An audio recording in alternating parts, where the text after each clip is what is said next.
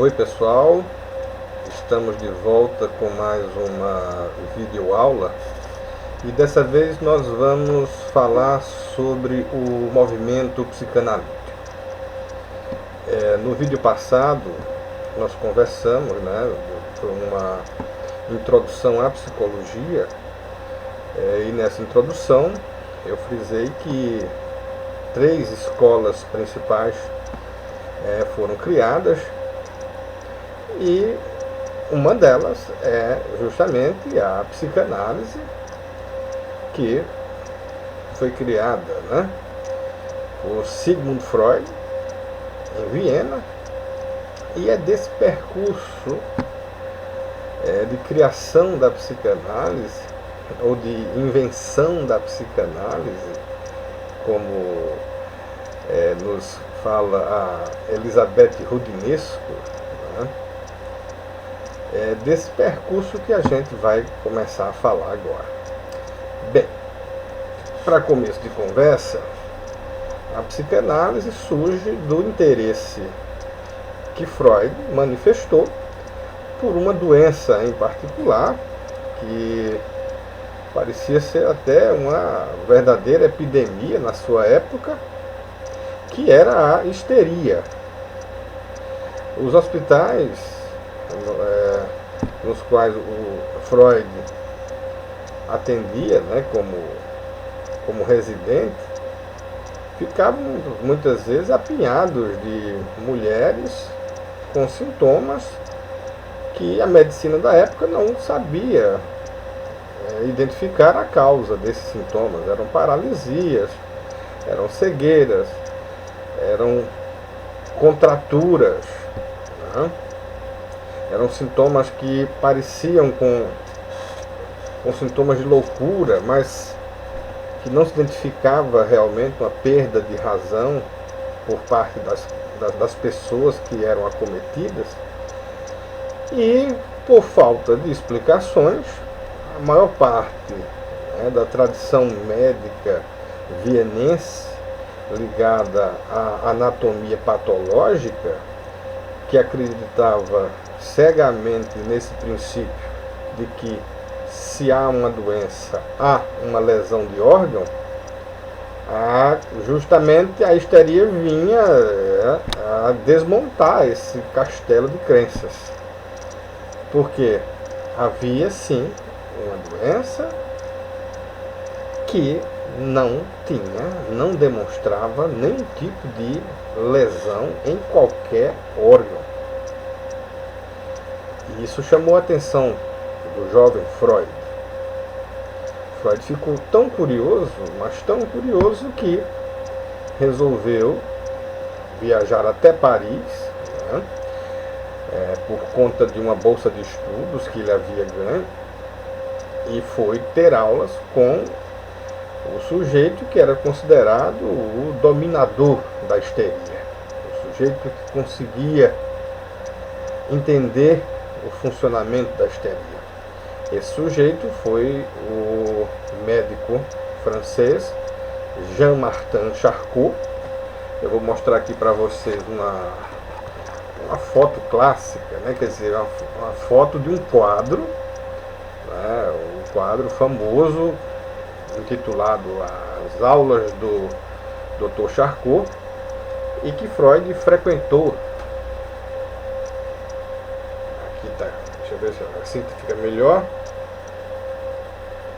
Aqui vê-se Charcot com uma de suas histéricas hipnotizada, Era assim que Charcot tentava provar que a histeria era similar ao que acontece com a hipnose.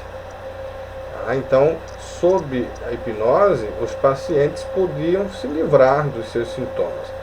Essa paciente aqui, por exemplo, ela estava paralítica, Estava paralítica e, sob hipnose, ela podia andar.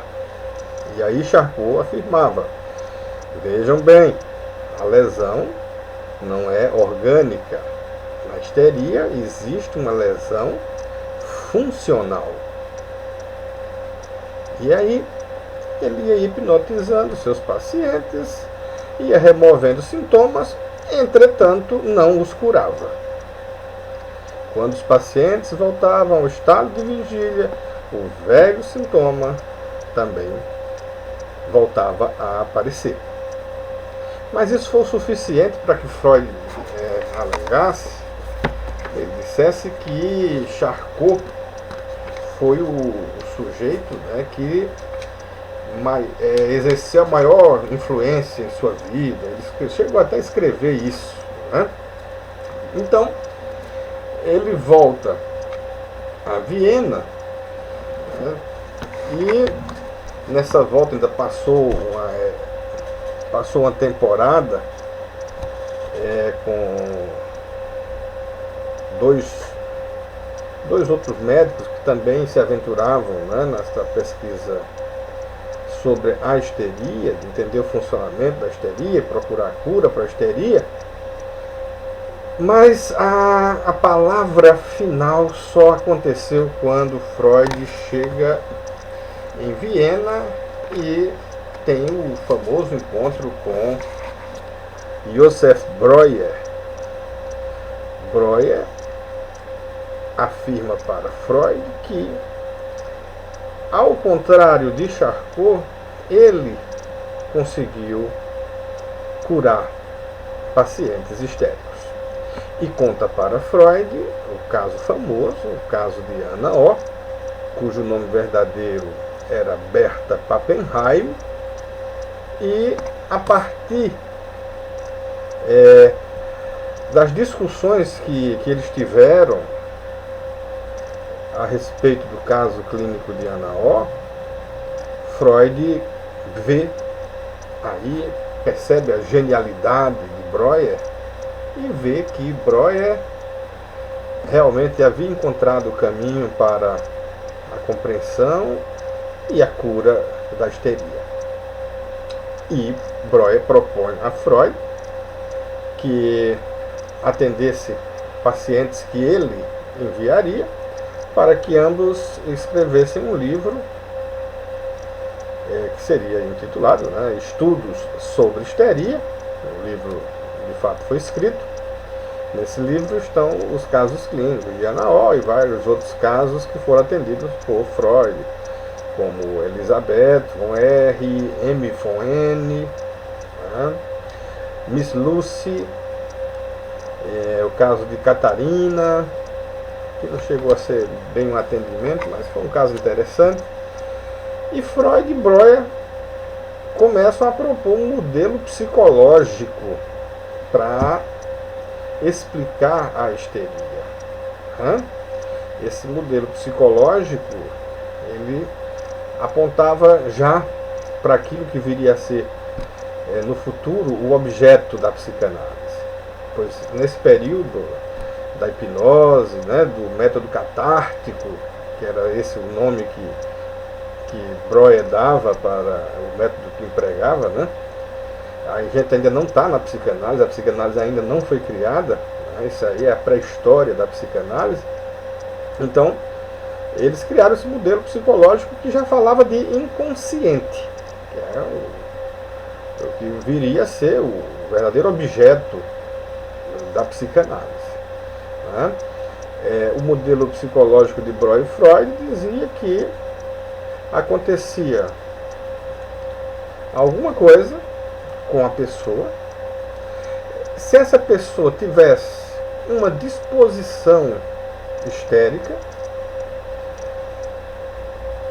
esse evento teria um efeito traumático que ficaria inconsciente e que apareceria sob a forma de sintoma. Uma analogia que foi sugerida a Breuer por sua paciente, que ela dizia que o trabalho que Breuer fazia com ela era uma espécie de limpeza de chaminé.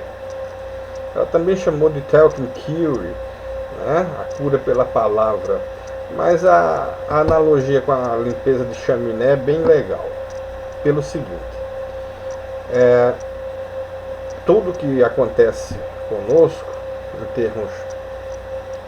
termos existenciais, em termos emocionais, a gente tem que reagir a todos os eventos. E muitos eventos a gente não reage. Se a gente não reage, isso, pegando agora a analogia, seria como uma fumaça que não pode sair porque a chaminé está entupida. Entretanto, essa fumaça vai ter que escapar de alguma forma. E aí ela vai sair pela janela, vai sair pelas frestas que existam na casa, vai sair por baixo da porta. E isso aí seria o próprio sintoma, não é?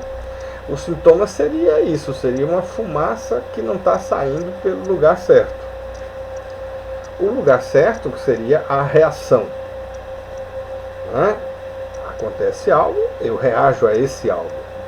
Quando eu não reajo a esse algo, vai se criando dentro de mim uma quantidade de afeto, né, patogênico, era assim que Freud chamava, né, de afeto patogênico, que vai ser responsável pela formação dos sintomas. Então o objetivo da terapia catártica era muito claro.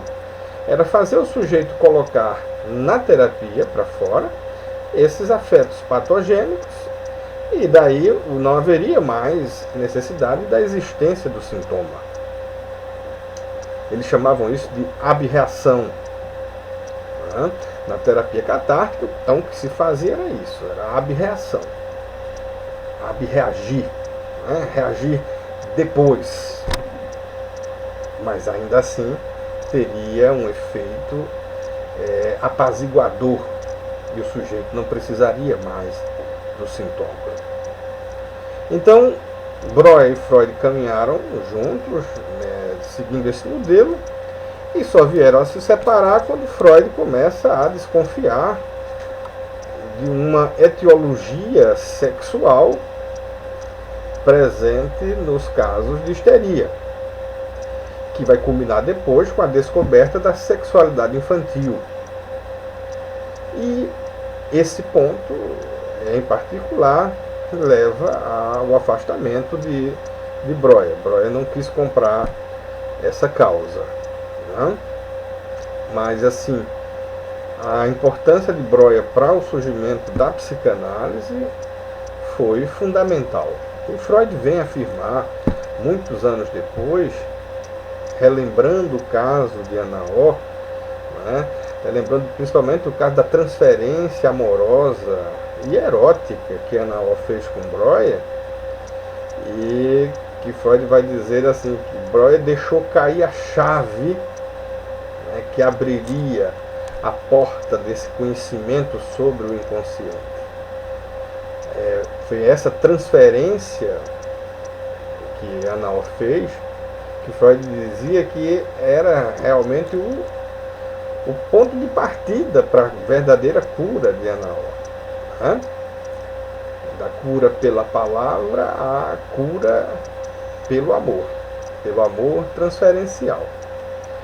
Então, após o rompimento, Freud, junto com um outro grupo de médicos também interessados, vão acabar criando um grupo de estudos, né, que eles chamaram depois de Sociedade Psicológica das Quartas-Feiras.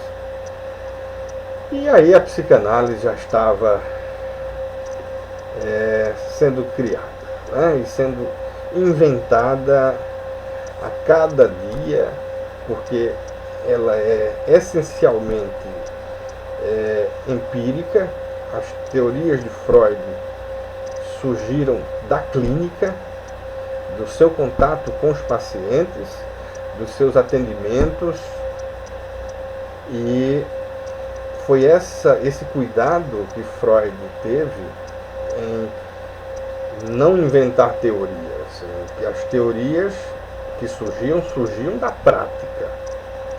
E foi isso que fez essa preocupação, né, em teorizar a partir da prática clínica que fez com que a psicanálise progredisse e se firmasse, apesar de tudo, apesar de toda a resistência que apareceu, né? Freud foi muito perseguido de certa forma, né? Foi muito falado, foi taxado de libertino, de pansexualista e tantas outras coisas. A gente vai depois falar mais sobre esses assuntos. Mas apesar de tudo, a psicanálise se manteve e se mantém até os dias de hoje, né, como uma ciência que está além da psicologia, está além da medicina, né, e que continua ainda ajudando as pessoas a compreenderem o seu dinamismo inconsciente. É isso aí. Em um próximo vídeo a gente vai aprofundar algumas questões mais particulares da psicanálise. Até lá então.